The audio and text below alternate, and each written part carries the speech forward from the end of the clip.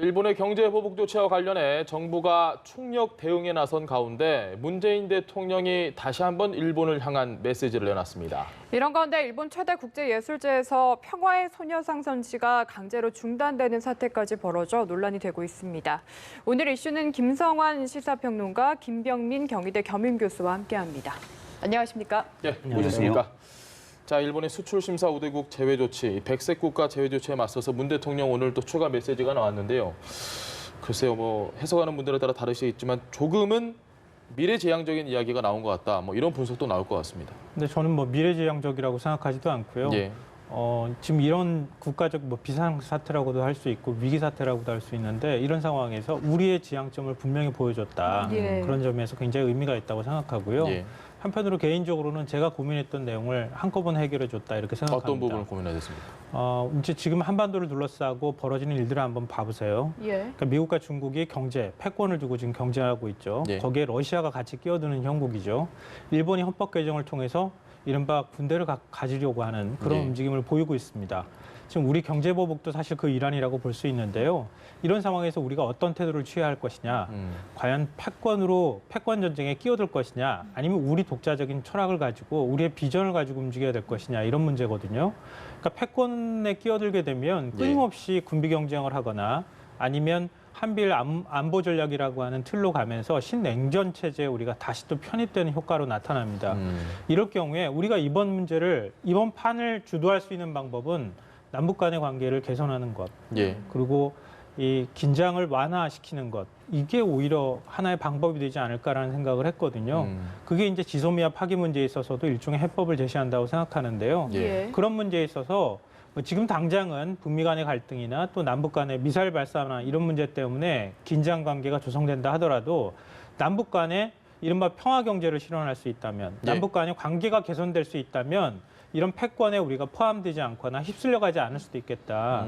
그러니까 우리의 지향점을 분명히 하고 그쪽 방향으로 가야 한다고 생각하고요. 예. 그런 점에 있어서 저는 지난번 이제 그 두 차례 지난해 남북 정상회담, 실제로는 세 차례라고도 볼 수 예. 있는데요. 남북 정상회담을 가졌을 때 약속했던 바를 좀 실현할 수 있도록 좀 더 적극적으로 우리 정부가 나설 필요가 있다. 그 약속이라고 하면 개성공단 재개 문제나 예. 금강산 관광 재개, 우리가 당장 실천할 수 있는 부분부터 실현하는 방식으로 미국과 북한을 끌어들이고 또 일본이 군사 대국화로 가는 또 다른 명분을 제시하지 않는, 예. 제공해주지 않는 방향으로 우리가 지금 외교를 끌고 갈 필요가 있다고 생각합니다. 그런 면에 있어서 평화 경제를 강조했던 것은 굉장히 시의적절했고 미래에 있는 문제가 아니라 당장 우리가 뭔가 실천할 수 있는 기본적인 이론적 토대를 제공했다고 생각합니다. 알겠습니다. 궁극적으로는 평화 경제로 간다고 해도 지금 시점에서 이 부분을 이야기한 거에 대해서는 또 의견이 분분할 것 같기도 한데요. 네, 기승전 북한에 대한 메시지를 발신하는 대통령의 모습을 보면서 아마 비판적인 시각을 견지하고 있는 분들도 있을 겁니다. 예. 단호한 일본의 경제 보복 조치에 대한 대응을 얘기하는 것은 온당하고 맞는 표현으로 볼 수 있는데요.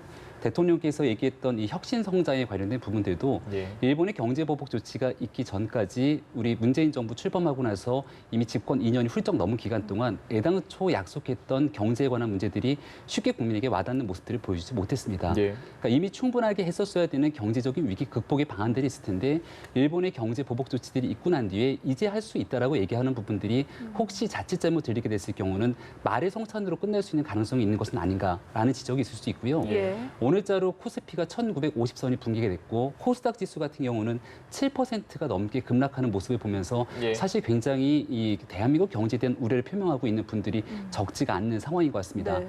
그렇다면 지금 일어나고 있는 문제에 대한 분명한 현실 진단이 뒤따라야 될 것이고요. 이것이 단순한 기대감, 희망을 가지고 말의 성찬이 그칠 것이 아니라 문제를 풀어내기 위한 분명하고도 구체적인 방법들을 쏟아내야 됩니다. 예. 이미 문재인 대통령이 지난주 금요일부터 발언했던 것처럼 충분하게 국민들을 단합하고 일본의 경제 보복 조치에 대한 단호한 대응 의지들은 충분하게 필요하고도 남았다고 생각하고요. 지금부터는 대한민국 기업들, 자영업자, 중소기업이 겪게 되는 위기가 고스란히 다 그 체감이 그들에게 돌아오게 될 건데 예. 이거를 어떤 방식으로 핀셋으로 꼽아서 우리 정부가 이를 지원하면서 극복하게 될 것인지에 대한 메시지를 발신하는 것이 훨씬 더 중요한 때가 아닌가라는 우려의 말씀을 드립니다. 앞서 대통령의 메시지를 보면 일본을 향한 메시지에 좀 중점을 뒀다라는 느낌이 있었는데 이번에 확실히 좀 우리 국민들에게 주는 메시지가 더 강하다 이렇게 느낄 수도 있을까요? 아니요. 오늘 발표한 내용은 우리 국민뿐만 아니라 네. 또 우리를 둘러싸고 있는 여러 강국들한테 동시에 메시지를 발신하는 측면이 있다고 생각합니다. 예. 그래서 제가 앞서서 이제 그 전체적인 어떤 정세에 대해서 예. 말씀을 좀 드린 건데요. 저는 좀 이렇게 비판적인 여론, 물론 이제 비판적인 여론을 충분히 낼 수 있다고는 생각하는데요. 좀 대안을 좀 구체적으로 제시하면서 얘기했으면 좋겠어요. 그러니까 그렇지 않은 상황에서 무조건 뭘 대안을 내놓으라고 자꾸 얘기하는데 무슨 대안이 있다고 생각하는지를 먼저 좀 얘기해 줬으면 좋겠다고 생각합니다. 예. 그러니까 생각해 보세요. 일본이 경제 보복했습니다. 예. 그럼 우리 어떻게 해야 됩니까? 그럼 일본에 지금 아베 총리가 얘기하는 것처럼 답 들고 가야 된다고 생각해서 답만 들어서 아베 총리한테 달려가야 되겠습니까? 그건 아니잖아요. 그러니까 지금 발생하고 있는 위기는요, 단순히 경제적 불만에 대한 어떤 뭐 그 대응 차원의 문제가 아니라 예. 개헌을 하려고 하는 아베 그리고 그 구구들의 수건을 지금 실천하기 위한 방식이고요. 네. 그동안에 굉장히 많은 수건들을 해결해 왔고 이제 마지막에 활용 점정을 찍으려고 하는 겁니다. 예. 그러니까 군대를 갖고 있는 전후 체제를 이제 일본은 극복하겠다. 정상 국가로 가서 일본도 군사력을 행사할 수 있는 국가로 가겠다고 하는 전략을 내포하고 있는 것이고요. 예. 역사 문제에서도 일본에서 그동안에 계속 얘기가 되었던 것처럼 사과병에 걸리지 않겠다고 얘기를 해왔거든요. 일본 내부에서. 예. 아니 뭐 사과만 하면은 계속 사과병에 걸린 거냐. 사과하지 말라고 얘기했거든요. 예. 자, 아베를 중심으로 한 일본 내 극우들이 계속 그렇게 주장을 해왔던 겁니다. 그 역사인식을 지금 완전히 바꾸려고 하는 거예요. 그러니까 그 이전부터 우리 독도 문제도 마찬가지고요. 그리고 역사 문제에 있어서도 세용모라고 해서 그 다시 교과서 쓰는 거라든가 예. 이런 것들이 다 거기에 연장선에 있는 겁니다. 그러니까 일본 우익의 마지막 꿈을 실현하기 위한 그런 목적이 다 깔려 있는 거라는 거예요.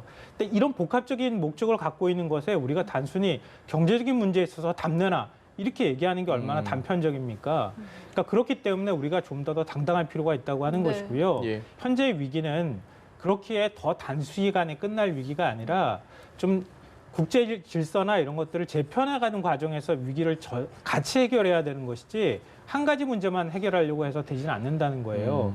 그러니까 경제 문제에 있어서 답만 내놓는다고 해가지고 해결될 문제는 아니라는 것이죠. 알겠습니다. 자, 이런 가운데 일본의 수준을 한눈에 보여줄 수 있는 일이 있었습니다. 지금 일본 최대 국제예술제에서 평화의 소녀상이 전시가 되는데 이게 강제로 중단이 됐습니다. 네. 일단 어떻게 좀 보고 계십니까? 그러니까 여기에 대해서는 일본 내에 있는 예술인이라든지 언론들의 반응들도 상당히 냉소적입니다. 네. 사실 표현의 부자유에 대한 내용의 전시라고 볼 수 있는 건데 예. 여기에 대해서 명확하게 일본 정부가 보여줬던 행동 자체가 표현의 부자유를 그대로 고스란히 노출시켰기 때문에 오히려 자체가 예술 행위가 되겠죠. 전시에 대한 의도를 정확히 일본 정부가 충족시켜줬다라고도 볼 수가 있는 상황이 아닐까 싶습니다. 이 문제가 중단되게 됐던 배경에는 일본의 극우적인 성향의 인사들이 여기에 대해서 협박, 테러 등에 예. 대한 압박을 가했다는 것 아니겠습니까? 그럼 1차적으로 일본 정부가 취해야 되는 조치라는 것은 협박을 하고 테러에 준하는 압박을 가했던 사람들을 대상으로 형사상의 처벌을 하는 부분들이 민주주의 국가에서 당연히 이루어져야 됩니다. 우리가 아마 뉴스에서도 보도한 적이 있는데요. 지난 7월 21일 참여연 선거를 앞두고 아베 총리가 연설하고 있는 과정에 저 멀찌감치 있는 시민 한 명이 아베 총리를 대상으로 비판적인 언사를 쏟아내니까 예. 그대로 끌고 가는 모습들, 연행되는 모습들을 우리가 봤거든요. 네. 그러한 측면으로 사실상의 굉장히 강력한 법 집행을 하는 국가라면은 여기에 대해서 민주주의 사회에서의 있을 수 없는 일들을 하게 됐던 사람들에 대한 명확한 처벌들이 있어야 되는데 그렇지 못한 상황에서 이러한 행동들을 보이고 있는 것들이 예. 이 위안부 문제는 대한민국뿐만이 아니라 전시 상황에서 동아시아, 전 세계에 함께 얽혀져 있는 아픈 역사이기 때문에 국제사회에서 고립을 자초하게 되는 일본 아베 정부의 자충수가 아닌가라는 생각이 듭니다. 알겠습니다. 네, 일본 정부가 소녀상 설치나 전시 문제에 참 민감하다는 생각이 드는 게 이번뿐만 아니라 전에 독일에서도 그랬고요. 미국에서도 거의 10년 가까이 철거하라고 소송했거든요. 왜 이렇게 민감하게 구는 걸까요? 그만큼 아픈 역사니까요. 예. 지우고 싶으니까요. 없었으면 좋았을 역사니까요. 억지를 부리네요. 그런데 계속. 그렇죠. 일본 입장에서 그러니까 지금 아베를 위시한 일본 극우의 목적은요. 과거에 일본이 잘못한 것들을 이제는 다 털어버리려고 하는 거예요. 그러니까 과거에 부끄러웠던 역사, 그 일본은 다시 지우고 새로운 역사를 쓰겠다고 하는 겁니다. 예. 그러니까 그런 부끄러운 역사에 있어서 가장 뼈아픈 부분이 바로 그 일본군 성노예를 동원한 거였어요. 그러니까 이거는 일본 국내에도 마찬가지고요. 네. 국제사회에서도 절대 동의를 받을 수 없는 겁니다. 근데 참 부끄러운 점은 지난 박근혜 정부 시절에 일본군 위안부 문제 합의를 해줬잖아요. 예. 예. 그러니까 일본이 그런 명분을 갖고 더 지금 목소리를 높이고 있다. 이건 참 우리 입장에선 부끄러운 일입니다. 그러니까 이런 것들이 일본의 논리를 좀 보강하는 방법으로 자꾸 작동하고 있다고 하는 것이고요. 이번 뭐 독일에다가 보냈다고 하는 공문에도 예. 그 합의문 내용도 보냈다고 하는 거잖아요. 그리고 그 위안부 재단, 치유 재단을 설립했을 때 어떻게 지원했는지 사실 우리가 볼 때는 지원이라고 볼 수도 없는 지원을 한 건데 예. 자기들은 그걸 다 의무를 다 했다. 그러니까 과거 안 좋은 역사가 있었으면 뭐 인정할 수는 있겠지만 다 우리가 취할 만큼의 태도는 또 100억 취할 원 출연하면서 예, 다 조치를 취했다고 보는 거예요. 이걸 자꾸 한국이 부당하게 문제 제기를 하고 있고 네. 마치 엄청나게 잘못한 역사인 것처럼 그렇게 계속 제기하는 거에 대해서 굉장히 불편한 감정을 갖고 있다고 하는 것이고요. 국제사회에서도 그래서 일본의 어떤 경제력이나 아니면 국제적 영향력을 통해서 뭐 얼마 전에 이제 미국이 어떻게 태도를 바꾸고 있는지 탐사 보도가 나온 적도 있지만, 예. 그러니까 일본 정부 관료를 통해서 로비스트를 고용하고 그리고 일본군 성노예 문제가 국제적으로 여성 인권, 전시 인권 침해 문제가 아니라 예. 한일 간에 역사적 다툼이 있는 사안으로 변질시켜가는 과정들이 있다고 하는 그런 보도들이 나온 적도 있는데요. 일본은 그런 방식으로 바꾸려고 하는 거예요. 그러니까 그 얘기는 한마디로 정리하면은 일본 극우가 자랑스러운 전통, 일본의 전통을 다시 계승한 역사를, 그러니까 국가를 만들겠다고 하는 제국주의 전략이 시대의 그 일본. 예, 예. 그 전략을 포함하고 있는 겁니다. 그러니까 일본은 전후 체제 들어서서 당신들은 전범 국가라고 하는 그런 그 멍해를 쓰고 있었다고 낙인이 생각한 찍혀 있었죠. 거거든요. 네. 그렇기 때문에 군사력도 가질 수 없고 그리고 국제 평화 일본 헌법 전문에도 나오지만 평화를 저해하는 것들을 하지 않겠다고 하는 예, 예. 다짐도 했거든요. 근데 그런 전시 체제를 이제 극복하겠다는 거예요. 그 극복해서 다시 메이지 유신 이후에 성립됐던 일본의 국가를 다시 만들겠다고 하는 게 전략이기 때문에 그런 전략하에 일본군 성노예 문제를 이제 역사에서 지우려고 하고 있다. 저는 그렇게 생각합니다. 알겠습니다. 뭐 안타까운 소식은 어제 또 한 분의 위안부 피해자 할머니께서 별세를 하시면서 지금 생존 할머니가 20분밖에 남지 않아서 시간이 많지 않습니다. 어떻게 해서든 이 위안부 문제는 좀 해결이 됐으면 좋겠고요. 지소미아 얘기를 저희가 해보시죠. 하늘 군사정보보호협정 이걸 당장 폐기해야 된다라는 목소리도 좀 높아지고 있는 것 같습니다. 신중론도 분명히 있지만 이에 대한 생각은 어떠십니까? 일각에서 얘기하고 있는 것은 이번 화이트 국가에서 대한민국을 배제한 것은 안보상 수일할 수 없는 국가라고 일본이 낙인을 찍은 거기 때문에 예. 여기에 맞서서 사실상 정보를 교류하고 있는 한일 간의 군사상 수일회가 담보될 수 없으니 이 지소미아를 폐기해야 된다는 주장에 힘이 실리는 것 같습니다. 예. 그럼에도 불구하고 신중론도 만만치가 않은데요. 네. 이 지소미아를 폐기하겠다는 건 결국은 현재 있게 되는 일본의 경제보복 조치에 대한 지렛대로 활용하겠다라고 하는 전략이 큰 힘을 얻고 있다고 생각이 됩니다. 하지만 지렛대로 활용되기 위해서는 이것이 일본에게 뼈아픈 대목들이 돼야 일본이 되는데 아파야죠. 사실은 지소미아를 폐기함으로 인해서 대한민국의 안보가 흔들리는 아픔을 갖게 된다면 과연 이것이 적당한 전략이냐라는 얘기가 나올 수 있고요. 예. 연일 거듭되고 있는 북한의 미사일 도발, 지금 현재는 방사포를 쏘고 나서 우리 정부는 이것을 미사일이라고 하고 있고 예. 북한 같은 경우는 연일 사진을 보여주면서 이것은 미사일이 아니라 방사포다라고 얘기하고 있는 이런 상황입니다.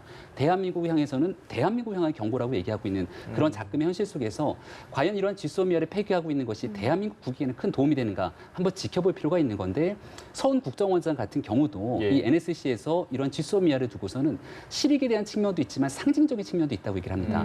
그 상징이라는 건 사실 한국과 일본의 문제라기보다는 미국을 중심으로 하는 동북아 질서에서 반드시 필요한 상징이라는 의미도 있는 거거든요. 예.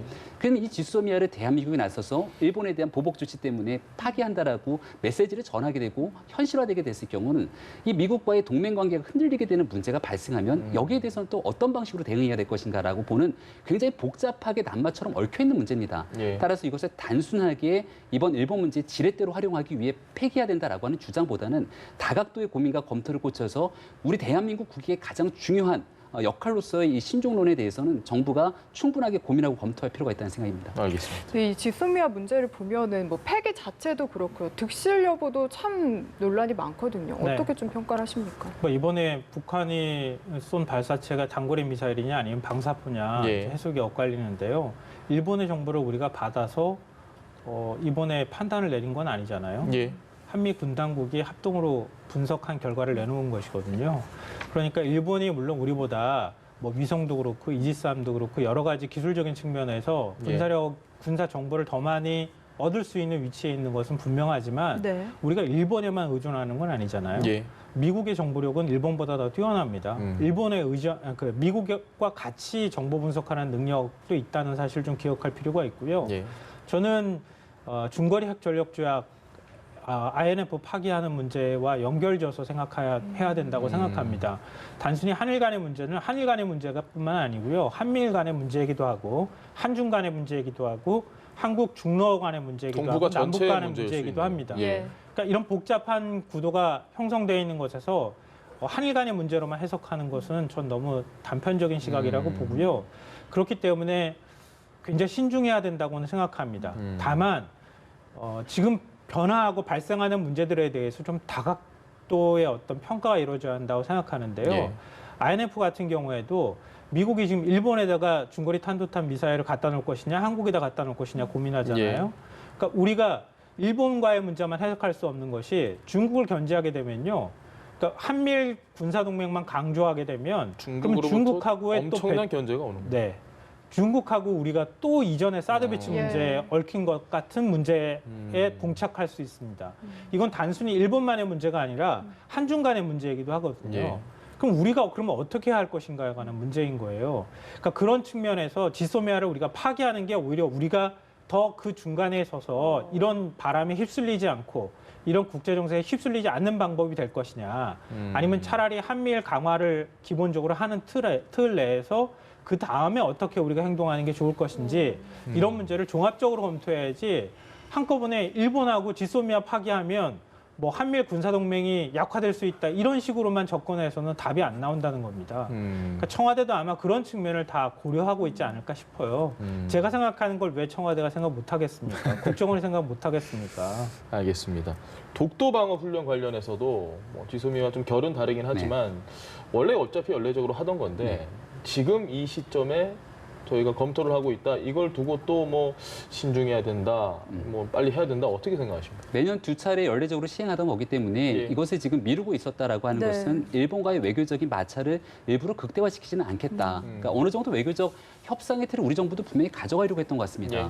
김현종 국가안보실 2차장 말에 따르면 두 번에 걸친 이 특사를 일본에 파견해서 고위급을 바탕으로 비밀리에 보내서 예. 지난 8개월 동안 왜 일본 정부가 요청했던 그러한 답에 대한민국 정부가 응답하지 않았는지 등을 설명했다라고 하지 않습니까?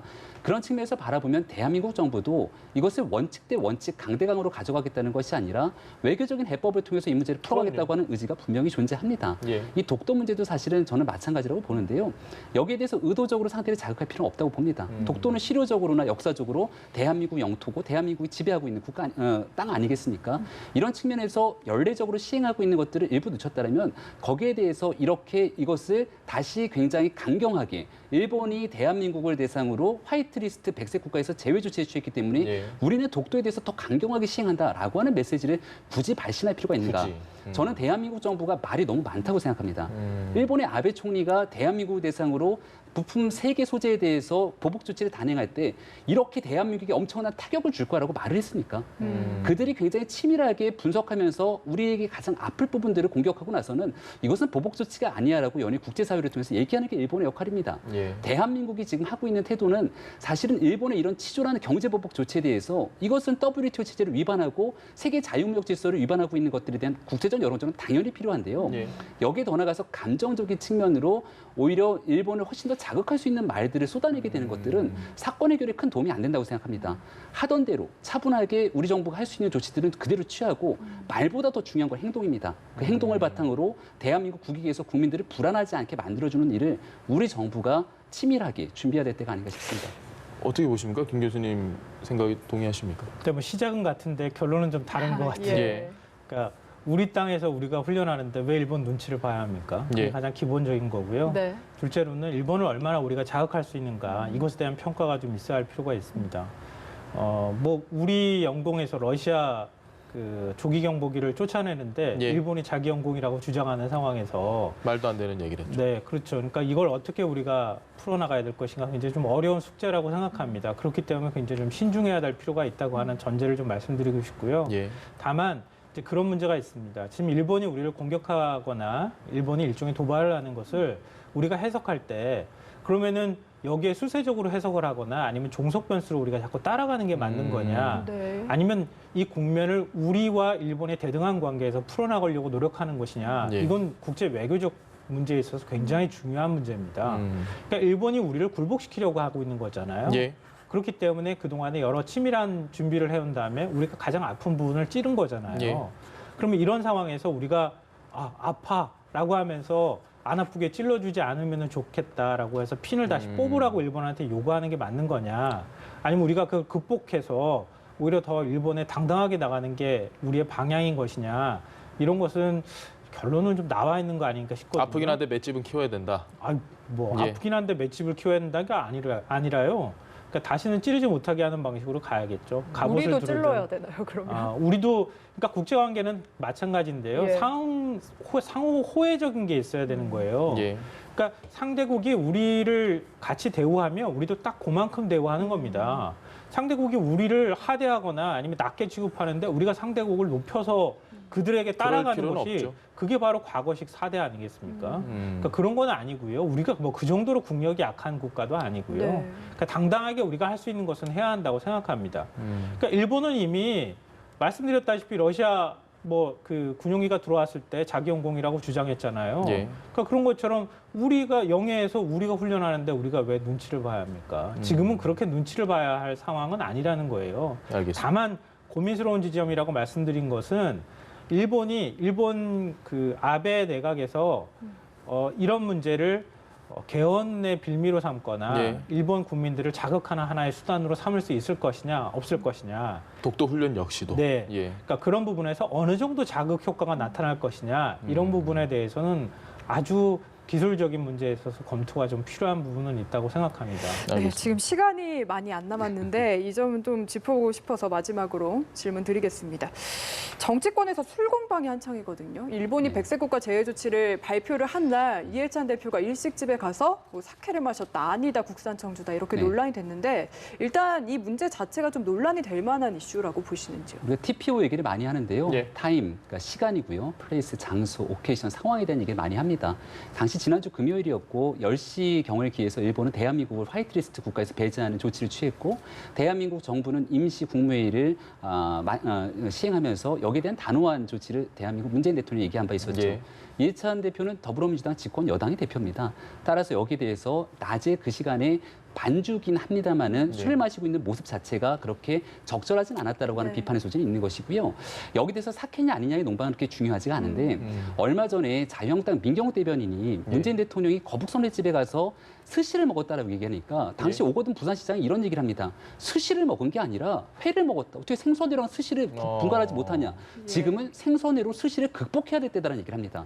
그 말을 자칫 잘못 해석하게 됐을 경우에 대한민국에 있는 많은 일식집 식당들이 있는데 여기서 스시를 먹지 말아야 된다라는 말로 들릴 수도 있는 지점이거든요. 스시가 부정적 이미지로 보일 수 그런 있다. 방식으로서의 일본 물건에 대해서 무조건적인 불매운동으로 이어질 수도 있는 상황인데 지금 이 상황에서 더불어민주당이 하고 있는 얘기는 뭡니까? 아니 일본 식당은 다 망하라는 얘기입니까? 라고 얘기가 나오는데 네. 지금 그렇게 얘기하고 있는 방식처럼 극단적인 이분법적으로 흘러가고 있는 일본과의 문제를 이성적이고 냉철하게 바라보면서 우리 국내 기업들 그리고 자영업자들에 대한 피해는 없는지를 바라보게 되는 일들이 중요한데 이게 부메랑이 돼서 이해찬 대표에게 돌아온 것은 아닌지에 대한 생각이 드는 대목입니다. 한 인터넷 매체에서 이 보도가 나가고 야당에서 아주 맹렬하게 공격을 했습니다. 물론 뭐 여당에서도 반발을 한 부분이 있는데 이 자체를 보는 국민들께서는 그렇게 마음이 편치는 않을 것 같은데. 그러니까 전 유치한 공방이라고 생각합니다. 예. 왜냐하면 이런 싸움을 이렇게 정치적이고 그리고 경제적인 문제에 있어서의 싸움을 자꾸 문화적인 부분으로 연결하기 시작하면요 한도 끝도 없습니다. 네. 그러니까 스시다 뭐 회다 이렇게 유치하게 얘기하고 있는데요. 원래 회는 중국에서 먼저 먹기 시작했어요. 아 중국에서 먼저 먹었네. 네. 어. 그러니까 중국에서 먹기 시작했다고 하는 역사 기록이 있는데요. 그게 무슨 의미가 있겠습니까? 그러니까. 그리고 지금 얘기 나오는 것처럼 뭐 그 긴장 상황에서 반주를 곁들이는 게 적절하냐? 예. 이제 이렇게 들어가기 시작하면요 국회의원 다 쫓아다니면서 이제 다 사생활 캐고 다녀야 되지 않을까 싶은 생각도 들거든요. 예. 그러니까 그리고 뭐 지금 저는 뭐 여당에서 얘기하는 주장이 더 설득력이 있다고는 생각하는데요. 네. 일식집 가지 말라고 그러면 그러니까 일본 일자도 들어가면 아무것도 하지 말라는 얘기인 거나 마찬가지거든요. 지금 일식집 하는 분들이 얼마나 지금 힘들어하겠습니까? 예. 근데 그걸 일식집에 갔다 그래서 뭐라고 한다거나 그리고 지금 얘기 나오는 것처럼 사케다 청주다 이렇게 얘기하는데요. 그것도 우리 전통주로 따지면 약주를 먹어야 됩니다. 마셔야 됩니다. 예. 그것도 얼마나 유치합니까? 뭐 우리 이제 법주를 얘기하는데요. 그러니까 우리나라에서 청주라고 얘기할 수 있는 것은 그 우리나라 전통 누룩을 통해서 빚어야 되는 술이기도 합니다. 예. 그러니까 청주는 일본 누룩을 사용하는 경우가 있는데요. 약주는 이제 전통 누룩으로 사용해야 된다고 하는 주세법상 그렇게 돼 있어요. 예. 예. 그러니까 그렇게 하기 시작하면 한도 끝도 없습니다. 정말 한도 끝도 그러니까 없네요. 문화적인 면까지는 건들지 말라는 거예요. 이렇게까지 건드리기 시작하면은 진짜 유치한 싸움으로 가는 거거든요. 네. 그리고 술이라고 하는 똑같은 테마를 가지고 김지현 의원이 술 마신 거하고 똑같이 대등하게 비교하는 것도 저는 그것도 맞지 않는 일이라고 상황이 생각합니다. 좀 다르다 그건. 네, 상황이 그건 전혀 다른 사안이고요. 예. 그러니까 이렇게 이런 문제까지 건드리는 정치권에 제가 드리고 싶은 말씀이 있는데요. 요즘 인터넷에서 예. 국민들은 이게 어디까지 일본 기업으로 봐야 될 것이냐, 어디까지 일본 제품으로 봐야 될 것이냐 다 섬세하게 굉장히 구분해서 치열합니다 지금. 예. 그 구분해서 이건 우리가 더 피해 입을 것 같아. 그리고 이거는 문화적으로 우리가 영향을 받았지만 우리 국내 산업이야라고 하는 걸 다 구분해서 하고 있어요. 스스로 정리해서 공유하고. 그러니까 정치권은 그런데 그럴 능력도 모질한다고 하면은 그 국민들이 뭐라고 보겠습니까? 진짜 모질한 국회로 보지 않겠어요? 네. 그러니까 그런 공방은 좀 하지 않았으면 좋겠습니다. 알겠습니다. 네, 깔끔하게 정리가 된 것 같습니다. 지금까지 김성환 시사평론가, 김병민 경희대 겸임교수와 함께했습니다. 말씀 감사합니다. 예, 고맙습니다.